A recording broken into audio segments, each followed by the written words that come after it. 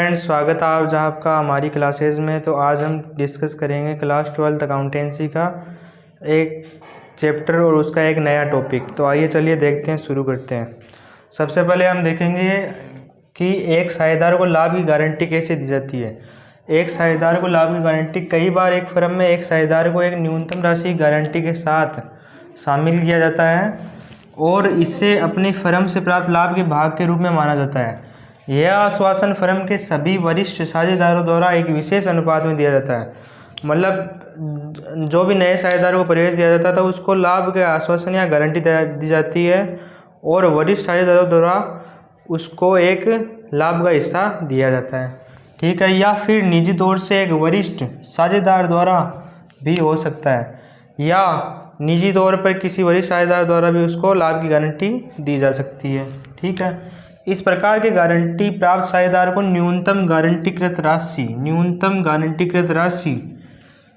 तब देय होती है जब उसके लाभ का भाग लाभ विभाजन अनुपात के अनुसार गारंटीकृत राशि से कम हो, ठीक है। एग्जाम्पल के लिए मान लीजिए किसी साझेदार को 10,000 रुपये की गारंटी दी जाती है, तो उसका लाभ का जो भाग है वो 8,000 ही हुआ, तो बाकी के जो 2,000 बचे हैं वो जो बाकी साझेदार है वो अपने लाभ विभाजन अनुपात में वहन करेंगे, ठीक है। उदाहरण के लिए, एग्जाम्पल के लिए, मधुरिका एवं लक्षिता साझेदार हैं। वह फर्म में कनिष्का को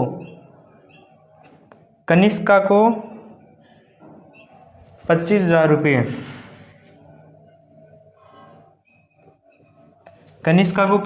रुपये की न्यूनतम गारंटी के साथ फर्म में प्रवेश कराती है तथा लाभ विभाजन अनुपात 2:3:1 है, ठीक है। अनुपात के अनुसार 1,20,000 में 1,20,000 फर्म की टोटल पूंजी है, उसमें से मधुलिका को 40,000 मतलब 1,20,000 गुणा 2 तो था मधुलिका का, टोटल कितना हुआ 2 और 3 5 5 1 6 2/6 गुणा 1,20,000 मधुलिका को 40,000 रुपये, रक्षिता को 60,000 रुपये, 3/6 इंटू 1,20,000, 3 तो हो गया उसका इसका रक्षिता का, और 6 इसका टोटल हो गया 2 3 4 5 और 6 गुणा 1,20,000 लाभ मिलता है।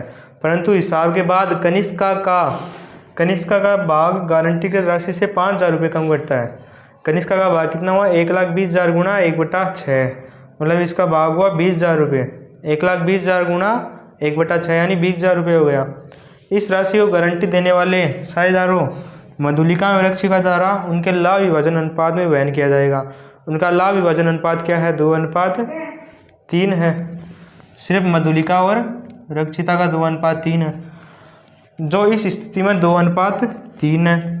मधुलिका के भाग में कमी 2,000 रुपये, 5,000 रुपये था तो 2/5 गुणा 5,000 रुपये, 2 ये तो हो गया मधुलिका का, 2 और 3 5/5 गुणा 5,000, इसमें 2,000 रुपये तो मधुलिका का, और रक्षिता के भाग में 3,000 रुपये कमी आती है।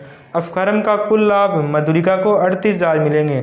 40,000 में से 2,000 तो उसने कनिष्का के खाते में क्रेडिट कर दिए, तो कनिष्का के चले जाएंगे। रक्षिता को 57,000, 60,000 उसका टोटल भाग था 60,000 रुपये, 60 में से 3 उसने कनिष्का को दे दिए तो 57,000 मिलेंगे, और कनिष्का को 25,000 रुपये मिलेंगे। 20,000 तो कनिष्का के भाग का हिस्सा, 2,000 जो मधुलिका द्वारा त्याग किया गया था, और 3,000 जो उसके रक्षिता द्वारा उसके भाग में त्याग किया गया था, ठीक है। तो धन्यवाद, आज के लिए इतना ही। वीडियो को शेयर करें, लाइक करें, चैनल को सब्सक्राइब करें, और आने वाली जो भी वीडियो उसके लिए बेल आइकन को प्रेस करिए।